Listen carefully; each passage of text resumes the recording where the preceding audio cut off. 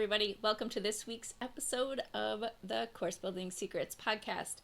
In this episode, I want to talk about how to design for the age of your avatar, because there are some considerations that you need to remember for younger audiences and older audiences and sort of everyone in between. And so this is a question that I've gotten a lot lately because we're talking about engagement. How do you engage your customers, your members, so that they show up, they participate, they stay, and they get results? That's sort of the $1,000,000 question as you're building your experience, right? You've got to first get some people in. Once you do that, now you can figure out, like, okay, so how do you get them engaged? How do you get them to stay and participate? And making sure that you're designing the right thing for your specific avatar is very, very important as part of this whole experience. And specifically, as you're creating an online experience, like, how does the age of your avatar interact with technology? As you know, there's kind of the younger set are digital natives, right? Like, they use their phone as if it were an extra hand. And it's something that they are always grabbing, always in, and paying attention to. The way that they consume content is totally different than someone in their 60s or 70s. And so I want to just kind of outline a little bit of that for you today so you can have a couple of things to think about as you're putting together your content. So the very first thing is there's a number of sort of rules that apply to all. And I want to lay those out first, and then I'm going to share with you some kind of tips and tricks for how to think about your audience. Overall, the one thing I do 100% recommend is to have a focus group with your audience. Ask them,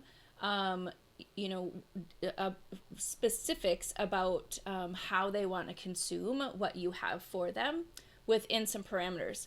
Okay, so the very first rule I have is make sure that no matter what you do, you're staying on the path. So regardless of the age of the person that you're working with, you are leading with your signature methodology, right? Like, you have your unique intellectual property that helps give them the fastest path from point A to point B, right? From their problem to a resolution.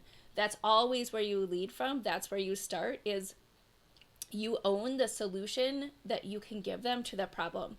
And so that's the very first thing. A lot of times I see people start to get distracted. They have their core methodology, they've sold their core methodology, and then once they produce their content and start putting it into a membership site or a course platform or online experience platform, whatever you're using, is they start getting distracted, and all sorts of extra things end up in there. Which dilutes from the actual success path. So that's my first rule, is just make sure that you're foundationally putting in the right content, which is that $1,000,000 roadmap, right? Like, getting them from point A to point B.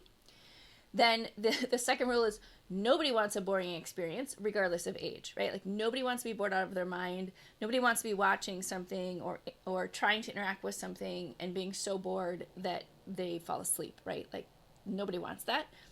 It doesn't matter how old you are.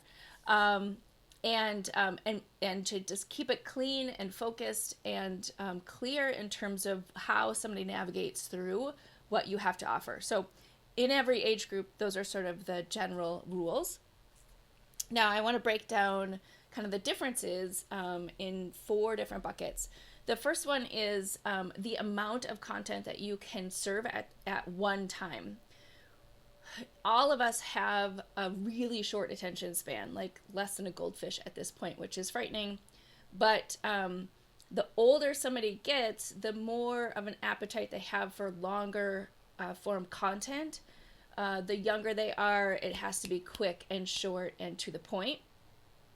And so as you're kind of figuring out the general age group of your avatar, that's something to keep in mind, is shorter bursts of content are better for a younger audience.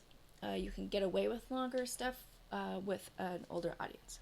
So that's the first thing, is think about the amount you're serving and the timing. How long are you having them sit without doing an activity or an action? that plays into how you're creating your content. The second thing is your materials. So I'm specifically going to talk about your workbooks and worksheets and whatnot that you may have around your experience. But there are a little, you can come up with some additional examples. But the rule of thumb is you're always going to have people who want to print out the workbooks. Again, older audience tend to want the paper more than a younger audience. And so you can kind of, poll your people, like who wants this in paper, who wants to have it as an interactive PDF. But typically I include both options for the majority of audiences. Some like the paper, some like to print it out. Other people like to do the interactive PDFs, which you can do like in a tablet or iPad, with your Apple Pencil or whatever. And they like to interact and do the activities on the screen themselves. And then the kind of the third way, and again, this is great for your younger people who are used to using their phones, their tablets, and devices to just do their work, is to create an interactive activity. Meaning, instead of having it be like a worksheet style, it's just an actual click on this to do this thing, or type in your response. And so you're using the technology to have them interact with it instead of thinking about it in a paper format like a workbook. And so those are sort of the three different ways, right? And I always recommend having all three as an option, but you'll find that depending upon who your avatar is, they'll have a preference one way or the other.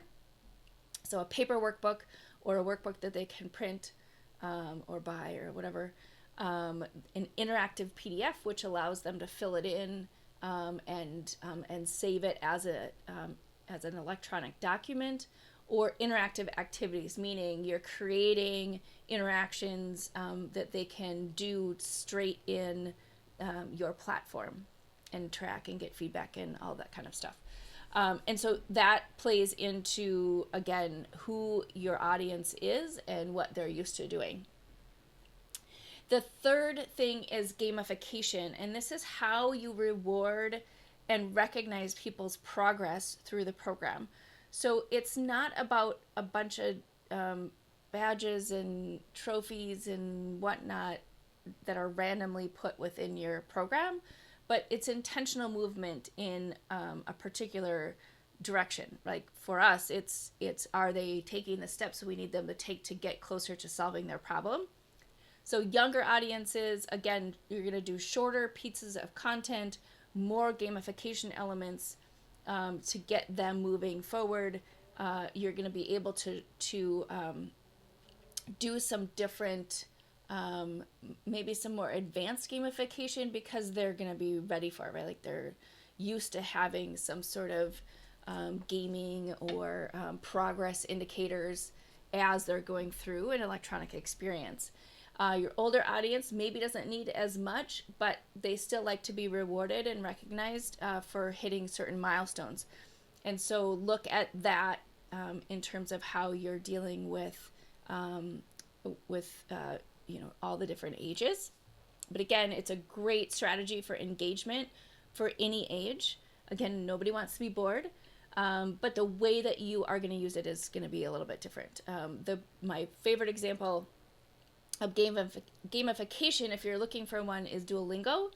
And those are short daily lessons that each time you do a daily lesson, you're recognized for doing it, and you there's some sort of sophisticated gamification in there, but it's a great thing to model for any age. And you can see how if you're going through it, there are some things you'll like, some things that maybe feel like they're over the top or too juvenile. That's a good indication that it's for a younger audience. And so you can look at that as some indicators for how to start to structure that. And then the last big factor that I just want to cover for kind of figuring out the age of your avatar and what they need is how they're consuming your experience. 9 out of 10 times, if you have anyone under, I don't know if I should say an age, but under, I don't know, let's just say 30, maybe 35, they are primarily using their phone first and then using their desktop. Or depending upon your audience and where they are they primarily at a desk or are they primarily out and about doing different things? You need to consider how they're going through your experience. If they're using the phone, you need to make sure that you're designing for mobile, right? Everything that you're doing is going to be like, can they read it? Can they see it? Can they go through the experience? What does that look like? If you're asking somebody to fill out an interactive PDF on a phone, that's very, very difficult because it's, really, really little. And so they have to transfer over to their desktop to do that. If you're asking them to go and get a bunch of links in a bunch of different places and save things, again, that's difficult to do on a mobile device because it's not set up to do that, right? So and if people are at a desk all day, a desktop may be the way that they're going through the experience.